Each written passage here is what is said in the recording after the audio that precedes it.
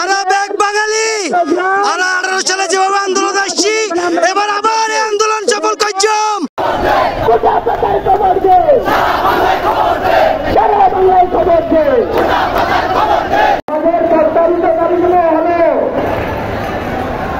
সরকারি সরি কোটা পদ্ধতি বাতিল 2018 সালের পরিপত্র পূর্ণবহাল সহ মোট 4 দফা দাবি লইরে কোটা বিরোধী আন্দোলন গজি দেশের বিভিন্ন বিশ্ববিদ্যালয়ের শিক্ষার্থী হল।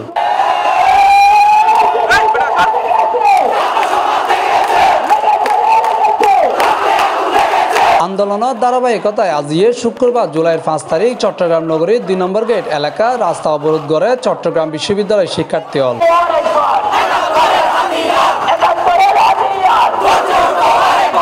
চলমান কোটা আন্দোলন বৈষম্য বিরোধী ছাত্র আন্দোলন প্ল্যাটফর্ম ও কর্মসূচির লগে একত্রতা ঘোষণা করি বৈষম্যমূলক কোটা ব্যবস্থার বাতিলের অবস্থান লইরে বিক্ষোভ করে তারা। এ সময় তারা হয় আমরা সবাই 18 পরিপত্র বহাল রাখার জন্য আন্দোলন করছি। আমরা এই কোটা প্রথা বাতিল চাই।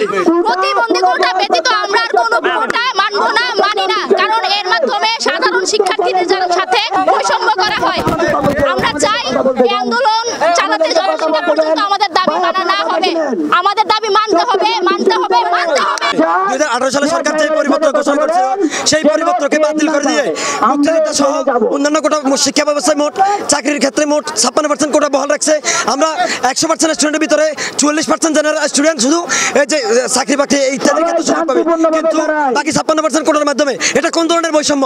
যতদিন পর্যন্ত আমাদের দাবি আদায় না হবে আমরা ততদিন পর্যন্ত ছাত্র সমাজ লড়ে দেবো এবং কি আমাদের দাবি আদায় করে ছাড়বো ইনশাআল্লাহ। 2024 হবে একটা ইতিহাস, এই ইতিহাসে আমরা কোটা পতাকা দেশে কবর দিয়ে আমরা ঘরে ফিরবো। এদিকে ছাত্র সমাজ যখন মাঠে নেমেছে তখন সফল হয়েছে।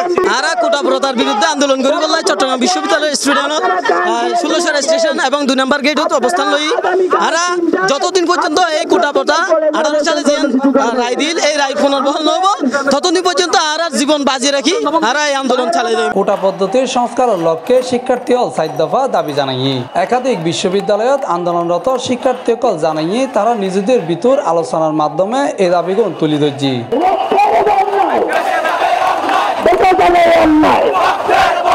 এর মধ্যে আছে 2018 সালের পরিপত্র বহাল সাপেক্ষে কমিশন গঠন করে সরকারি সরি কোটা পদ্ধতির সংস্কার করা এবং কোটা প্রার্থী না পাওয়া গেলে মেধা কোটায় শূন্যতা পূরণ করা।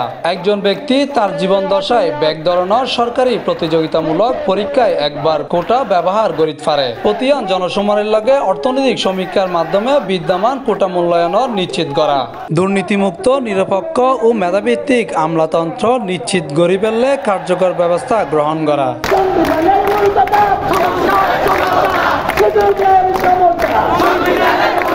Mohammad Nizamuddin Tipu, C+ TV, Chittagong.